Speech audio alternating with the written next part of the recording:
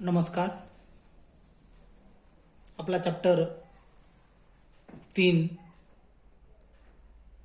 ॲटमॉस्फेअर, pressure and winds, वातावरणीय दाब व वारे याच्या अनुषंगाने आपण आजच्या लेक्चरमध्ये अभ्यास करणार आहोत. मागच्या लेक्चरमध्ये आपण क्लायमॅटिक जे काही त्याचे रिजन असतील, ॲटमॉस्फिअर, इन्सुलेशन अँड टेम्परेचर, हा 2 नंबरचा चॅप्टर आपण या ठिकाणी संपलेला आहोत. आज आपण चॅप्टर क्रमांक 3 यामध्ये atmospheric pressure, vertical and horizontal distribution of the pressure and type of winds, planetary, periodic and local winds याच्या अनुषंगाने आपण अभ्यास करणार आहोत. विद्यार्थी मित्रांनो, आपण मागच्या लेक्चरमध्ये बघितलं की पृथ्वी सभोवताली असणाऱ्या वायूच्या आवरणाला आपण वातावरण असं म्हणतो.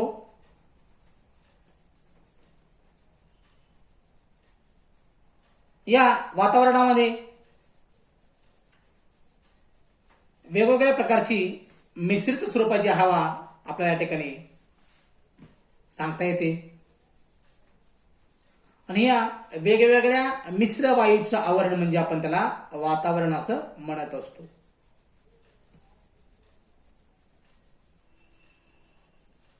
आणि या वातावरणीय दाबाला हवेचा दाब असंही म्हणत असतो.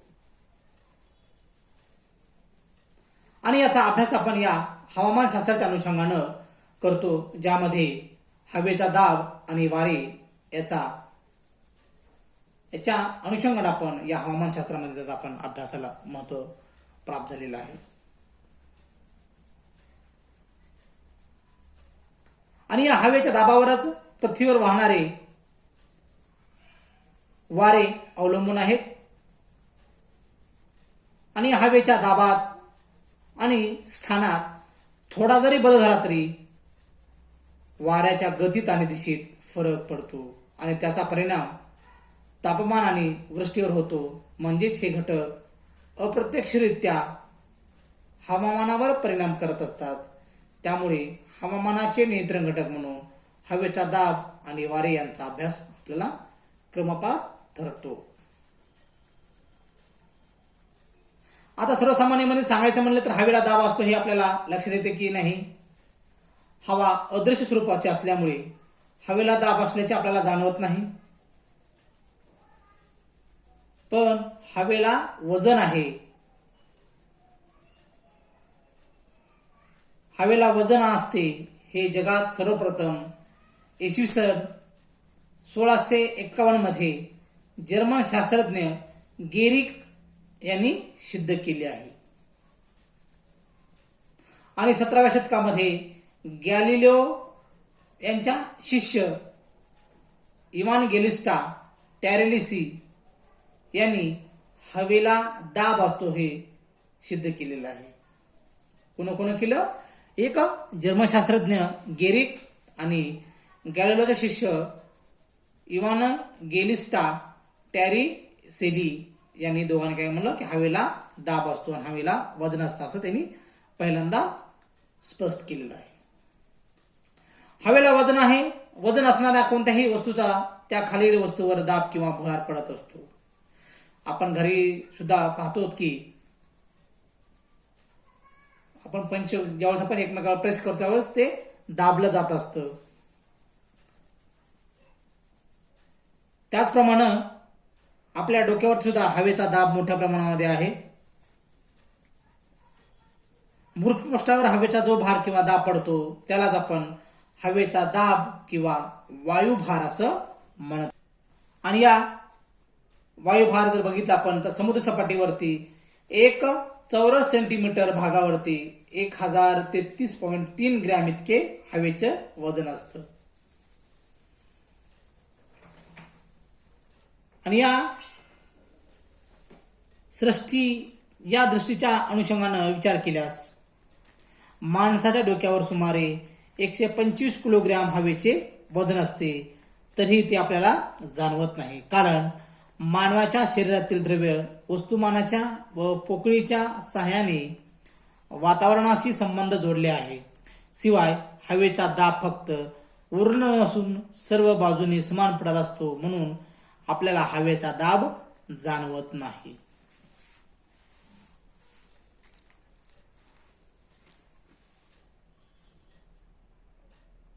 हवेचा दाब वेगवेगळ्या परिणामात मोजला जातो. उदाहरणार्थ इंच, मिलीमीटर, मिलीबार या परिमाणात हवेचा दाब मोजण्यात येतो किंवा मोजला जातो.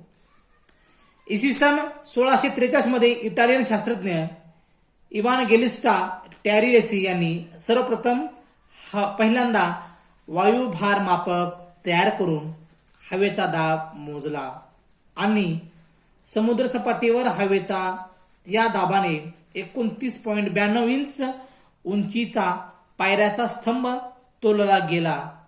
याचाच अर्थ असा की समुद्र सपाटीवर हवेचा दाब हा 29.92 इंच किंवा 760 मिलीमीटर इतका असतो आणि जानेवारी 1940 पासून हवेचा दाब मोजण्यासाठी मिलीबार हे परिमाण वापरण्यात आलं आणि सध्या संपूर्ण जगामध्ये मिलीबार हेच सर्वसामान्य परिणाम आहे आणि या परिमाणाप्रमाणे समुद्र सपाटीवर हवेचा दाब हा 1013.5 मिलीबार इतका असतो, असं जगातील शास्त्रज्ञांचं एकमत झालेलं आहे.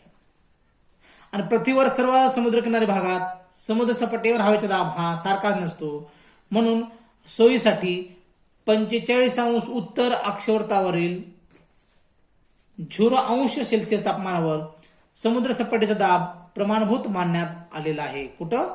45 उत्तर अक्षावृत्तावरती. त्यानंतर 1 ग्रॅम वजनाच्या वस्तूमध्ये 1 सेकंदाला 1 सेंटीमीटर इतका वेग निर्माण होण्यासाठी जेवढा भार किंवा दाब लागतो त्याच 1 डाइन असे म्हणतात. आणि अशा 10 लाख डाइन्समुळे 1 चौरस किलोमीटर भागावर पडणारा भार किंवा दाब म्हणजे 1 बार होय आणि 1 बारचा 1000वा हिस्सा म्हणजेच 1 मिलीबार होय, असं त्याचं आपण गणित सांगता येतं. म्हणजे अशा प्रकारचा आपल्याला या हवेच्या दाबाचा किंवा हवेच्या प्रेशर, त्याला आपण विंड्स प्रेशर असं त्याला म्हणत असतो. या प्रेशर आणि विंड्सचा किंवा ऍटमॉस्फिअर वातावरणीय दाबाचा अभ्यास अशा प्रकारे आपल्याला करता येतो किंवा सांगता येतो. त्यानंतर हवेच्या दाबावर किंवा वायुभारावर परिणाम करणारे जे घटक आहेत त्या घटकामध्ये आपल्याला ते परिणाम करणारे घटक सर्व ठिकाणी सारखे नसतात. प्रदेशानुसार, ठिकाणानुसार त्यात भिन्नता असते, कारण हवेचा दाब अनेक घटकावर परिणाम करतो असतो आणि हवेच्या दाबावरती प्रामुख्याने खालील घटकांचा त्यामध्ये समावेश होतो, ज्यामध्ये नंबर 1 आहे तापमान असेल, समुद्र सपाट्यापासून उंची असेल, जलबाष्प असतील किंवा पृथ्वीचे परिवहन असेल. या 4 घटकाचा मोठ्या प्रमाणात परिणाम हवेच्या दाबावरती किंवा भारावरती होत असतो.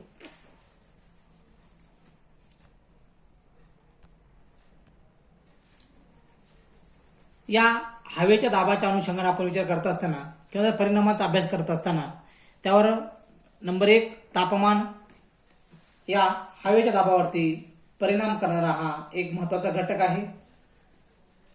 तापमान जास्त असेल तर हवेचा दाब कमी असतो. तापमान जास्त असेल तर हवेचा दाब कमी असतो आणि जर तापमान कमी असेल तर हवेचा दाब जास्त असतो, कारण हवेचे तापमान वाढले की हवा तापते आणि तापलेली हवा प्रसरण पावते, म्हणजेच हवा विरळ होते आणि विरळ झालेली हवेची घनता ही कमी असते, म्हणून तिचा दाब ही कमी असतो. यामुळे दिवसा हवेचे तापमान वाढल्यामुळे हवेचा दाब कमी असतो.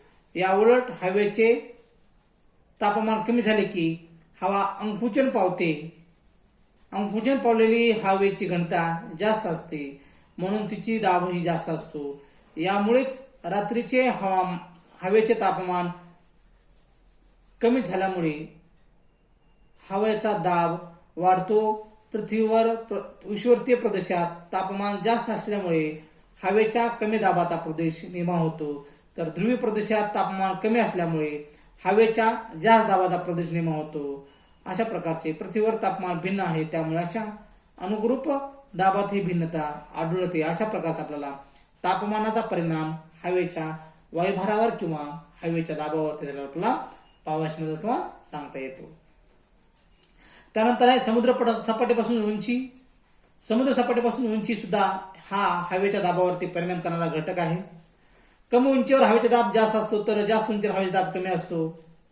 कमी उंचीवर किंवा भूपृष्ठावरील हवेच्या त्यावरील संपूर्ण वातावरणाच्या स्तराचा दाब पडत असतो.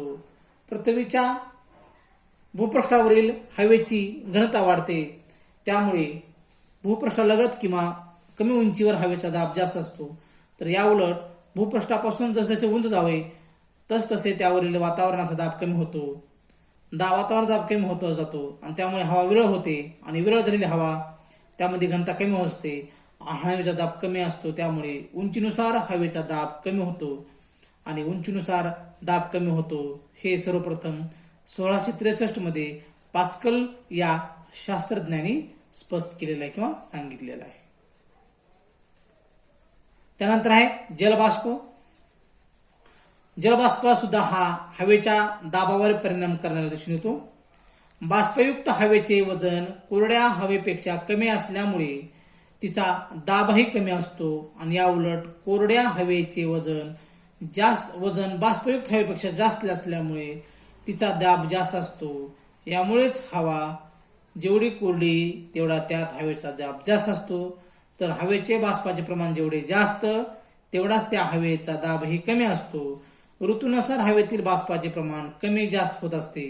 उदाहरणार्थ तुम्हाला सांगता येईल की पावसाळ्यातील हवेचे बाष्पाचे प्रमाण जास्त आहे म्हणून हवेचा दाब कमी असतो, तर हिवाळ्यातील हवेचे बाष्पाचे प्रमाण कमी असते म्हणून हवेचा दाबही जास्त असतो. अशा प्रकारचा आपल्याला या जलबाष्पाचा सुद्धा परिणाम या हवेच्या दाबावरती झालेला सांगता येतो. तो आहे पृथ्वीचे परिवलन किंवा गुरुत्वाकर्षण शक्ती. हवेच्या दाबावरती या घटकाचा परिणाम सुद्धा झालेला दिसतो. पृथ्वीचे परिवलन आणि गुरुत्वाकर्षण शक्तीचा परिणाम सुद्धा या हवेच्या दाबावरती होत असतो, ज्यामुळे हवेच्या दाबात भिन्नता निर्माण होते आणि भिन्नता निर्माण झाल्यामुळे पृथ्वीवर असणाऱ्या परिवलनामुळे केंद्रस्थानी शक्ती निर्माण होते आणि यामुळे विषुवताजवळील हवा बाहेरच्या भागात फेकली जाते. म्हणून विषुवतीय प्रदेशात कमी दाबचा पट्टा निर्माण होतो आणि विषुवतीय प्रदेशात कमी दाब असतो, तर विषुवतीय प्रदेशातील वर फेकलेली गेलेली हवा थंड व जड होऊन अक्ष अंशाच्या दरम्यान खाली येते. त्यामुळे अक्ष अंशावर किंवा दोन्ही गोलार्धात 25 अंश ते 35 अंश प्रदेशात हवेचा जास्त दाब तयार होतो आणि पृथ्वीच्या परिवर्तनामुळेच गुरुत्वाकर्षण शक्तीचाही हवेच्या दाबावर परिणाम होतो. समुद्र सपाटीचा भाग पृथ्वीजवळ केंद्राजवळ असल्यामुळे त्या भागावर हवेचे किंवा गुरुत्वाकर्षणाच्या शक्तीचा अधिक परिणाम जाणल्यामुळे या भागामध्ये मोठ्या प्रमाणात हवेचा दाब जास्त दिसून येतो. तर पर्वतांची शिखरे किंवा अधिक उंचीवरील भाग पृथ्वीच्या केंद्रापासून दूर असल्याने त्यातील अंतर वाढले, त्यामुळे गुरुत्वाकर्षण शक्ती कमी होते. म्हणून पर्वत शिखरावरती किंवा अधिक उंच भागावरती हवेचा दाब कमी असतो. अशा प्रकारचा भाग आपला सांगता येईल. उदाहरणार्थ सांगते की ध्रुवावर गुरुत्वाकर्षण शक्तीचा प्रभाव जास्त असतो म्हणून ध्रुवावर जास्त दाब असतो, तर विषुवतीय प्रदेशात गुरुत्वाकर्षण शक्तीचा प्रभाव कमी असतो, त्यामुळे विषुवतीय प्रदेशात हवेचा दाब कमी असतो. अशा प्रकारचा आपल्याला हा हवेच्या दाबाच्या अनुषंगानं या ठिकाणी आपण अभ्यास करत असतो. अशा प्रकारच्या ठिकाणी ॲटमॉस्फेरिक प्रेशर आणि विंड्स वातावरण दाब व हवा याच्या अनुषंगाने आपण या ठिकाणी याचा अभ्यास केलेला आहोत. आपण नेक्स्ट लेक्चरमध्ये आपण त्याचं व्हर्टिकल आणि हॉरिझॉन्टल डिस्ट्रीब्युशनच्या अनुषंगाने आपण अभ्यास करणार आहोत. धन्यवाद.